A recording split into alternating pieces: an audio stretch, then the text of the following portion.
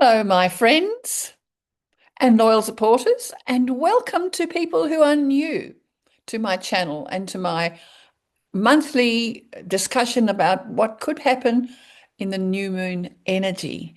Today, we're talking about the new moon energy in Cancer, which occurred last night, Brisbane time, about 8:30. So, if you don't live in Australia or Brisbane, do adjust for your local time. So, Cancer is a very caring sign.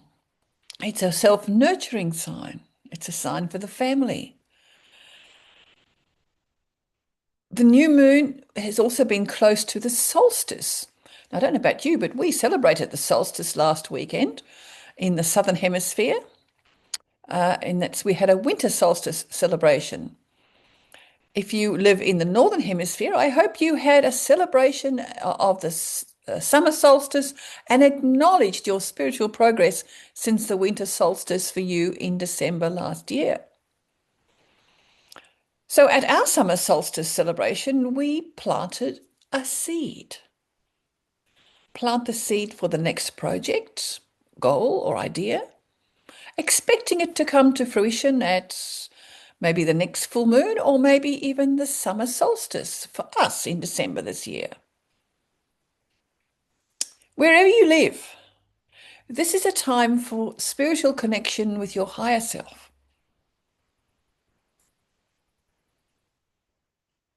Many ancient monuments clearly recognize the solstice timing. I remember, pardon me, visiting a place called New Grange with my sister and cousins many years ago. If we had not been directed there, we might have missed it. The site was all but buried beneath gently rolling hills just north of Dublin in Ireland. The entrance aperture faces directly east, designed to admit the light of the sun on the winter solstice. Newgrange is a place of astrological, spiritual, religious, and ceremonial importance, according to the blurb that you can check on Google, built by the ancients. Now we're not sure when. They say before the pyramids, but there's a question about now how old the pyramids really are also. So what did the ancients know that we didn't, that we don't? Anyway, I've put some notes about Newgrange in the notes so you can check it out for yourself. So, in the sign of Cancer, we need to look at our self-care, how I feel, and our finances. Cancer is the sign of the moon, the nurturer of life, the mother. It's an emotional energy contained by the strong outer shell of the crab. And many with strong Cancerian energy can display moodiness, which others don't understand. Close to a Cancerian can make you feel really despondent or ridiculously happy. So in Cancerian times, it's usual to feel your emotions more strongly. And these changing moods are often affected by what others are feeling. So you're quite sensitive. It can be a vulnerable time when it's appropriate to be sensitive and caring towards others who display feeling experiences which may not be yours, but deserve acknowledgement. Cancerians often find it difficult to articulate how they feel. So that's, I guess, why they're a bit moody and can be grumpy. Cancerian energy is also about financial security, protection, and a sense of belonging. In this current climate of total financial chaos, this is a time for you to secure your financial situation as best you can if you haven't already done so. You may feel there is never enough money, but there are a few actions you can take to minimize your risks. Reducing debt is important. So many people carry far more debt than they really are comfortable with. So apart from your mortgage, your debt on your credit cards or other debtors should be cleared regularly. And if it's not possible, Make a plan to reduce your exposure and follow it with discipline. Sometimes we need a financial planner or it's not a financial planner, but someone who can help us with our budgeting to help us get on track. If that's the case, do it now. It's a good time. And it's not, you feel so much more comfortable when you feel you've got control over your money. And another valuable discipline as far as money management is concerned is to spend less than you earn. Ah, easy said than done, easier said than done. And it's so easy to put stuff on the credit card and pay the interest to the bank. Aha, I'm not paying interest to the bank. What about you? Cancerian time is family time. Value those who feel like family to you. Understand that while many of us are lucky enough to be enveloped by strong and supportive families connected by bloodlines, this is not the case for everyone. And if you have chosen to live in a part of the world a long way distant from blood family, build a family in your location. There will be others in the same situation as you are. Remember to include elders in your community as well as those just beginning to build their lives. And remember, loyalty is valued. Tummy time. Now, I don't mean tummy time for a small baby. I mean tummy time for us. Because as far as health is concerned, many sensitive Cancerians are plagued by, tummy problems. They feel everything in the gut. So be aware of food or drink that your body doesn't tolerate and avoid it. Sensible, I know, but easier said than done. Cancerians love their alcohol and other substances that can alter the mind. If this is you, be aware and manage your intake wisely, or just leave it alone. Your body will thank you. As for the gut, if you're faced with a decision and your gut is giving you an answer, heed it, listen to it. The facts don't always provide the full picture, but how you feel about it often will give you clues. Check out my video for yoga in the energy of Cancer. It might be a few years old, but it still works. And in particular, focus on the bandhas from the 24-minute mark.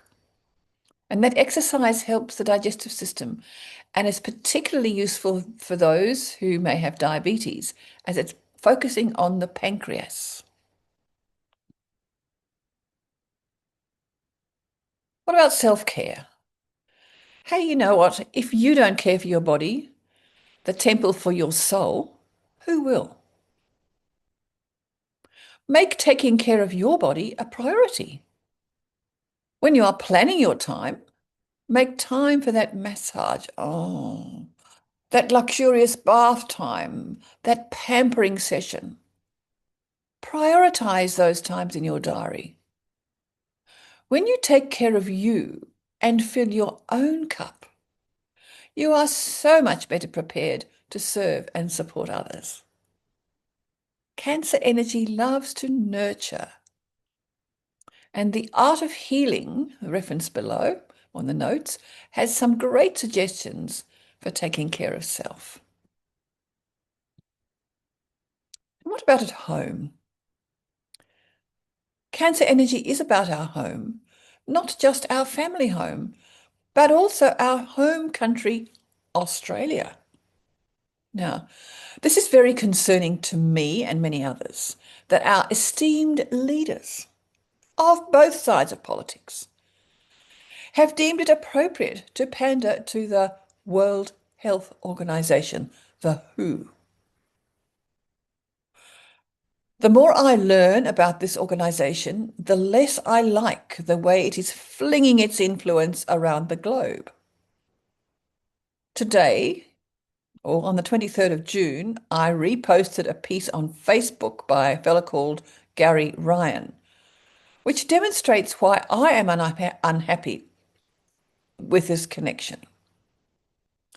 You may or may not agree, but I urge you at least to give it some attention to understand what it means.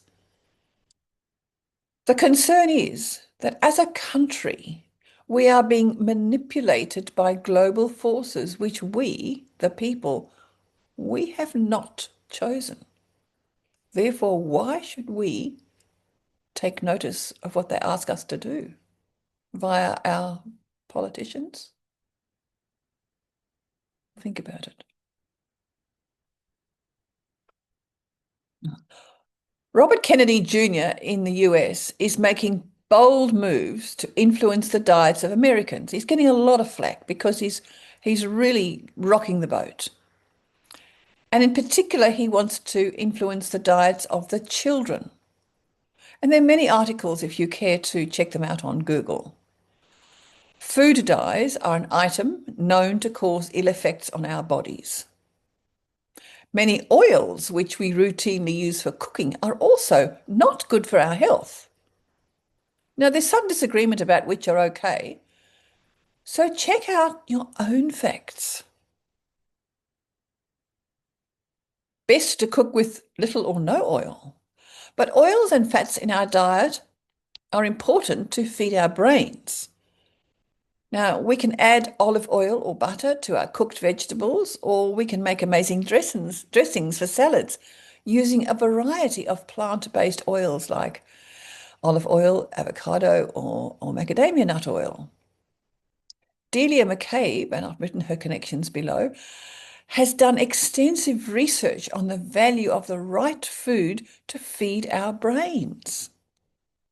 Do check out her amazing recipe books. I made a main course for our solstice dinner with pumpkin, sweet potatoes, lentils, and all sorts of amazing spices. It was delicious, and the fat was provided by coconut cream. It tasted delicious and it was very nutritious. And as a side note, did you know that canola oil, which is very popular because it's cheap, was developed as a lubricant for aircraft engines? Do you really want to cook with that? Bit of astrology now, apart from the practical aspect of Cancer. The planet Jupiter has just entered the sign of Cancer and will be there for 12 months. The energy supports our nurturing and emotional energy. It can also help us gain unwanted weight. Abundance isn't always positive. But use this Jupiter energy to embrace your family, whoever that might be. Embrace your community. Our nations are built on communities, and when we contribute at the grassroots level, we can influence the direction of our nations. What groups in your community can you join or are you part of, and where you can make a difference?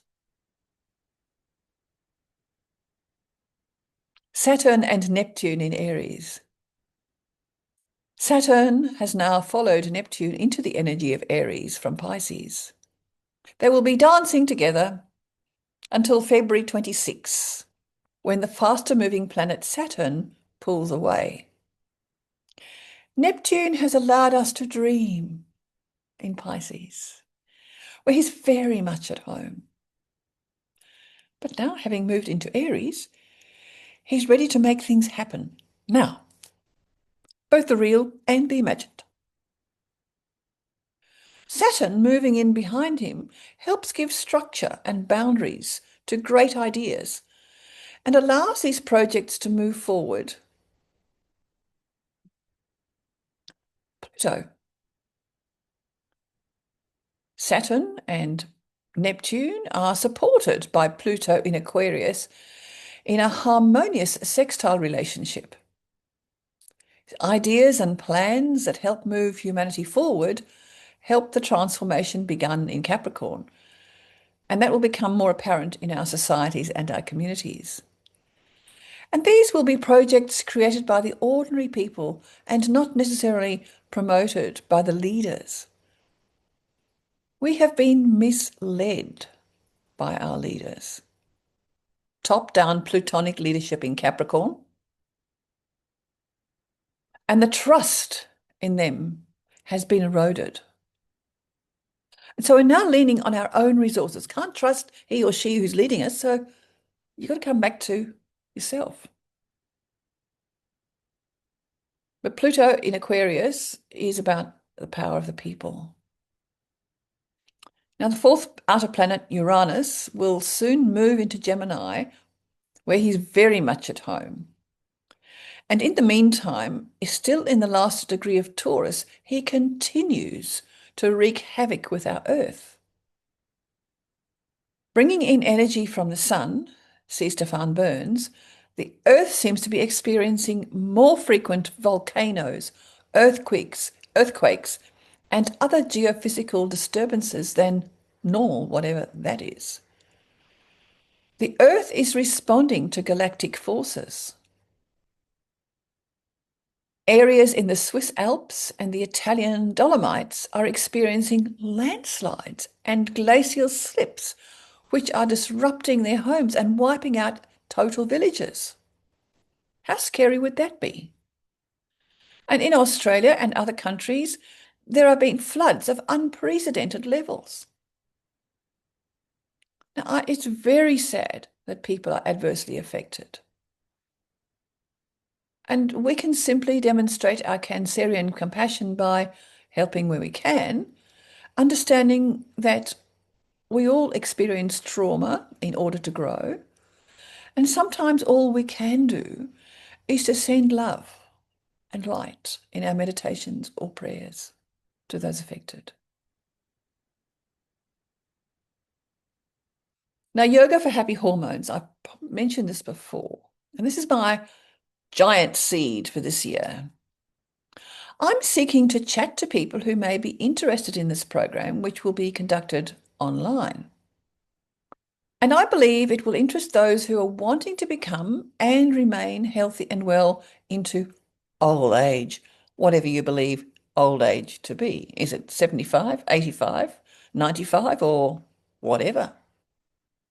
Now, while the focus is on the physical postures, there is so much more.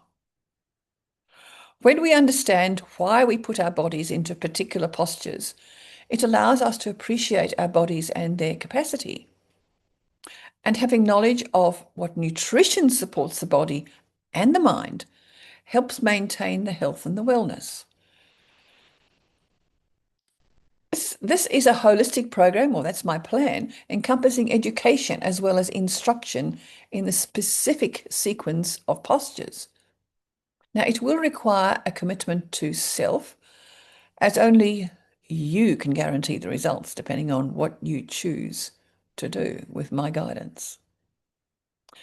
Now, if you are even vaguely interested in such a program or want to understand what it means, I'd love to chat to you and determine exactly what you might be seeking and how I might be able to fulfill that need. So please be in touch with your phone number or an email for further communication. Or maybe you know someone who might be interested. Please pass on the message. I would love to help people stay healthy and well. I believe I am an example. I'm more than 70 now and I'm healthy and well for the most part. And I expect to stay that way.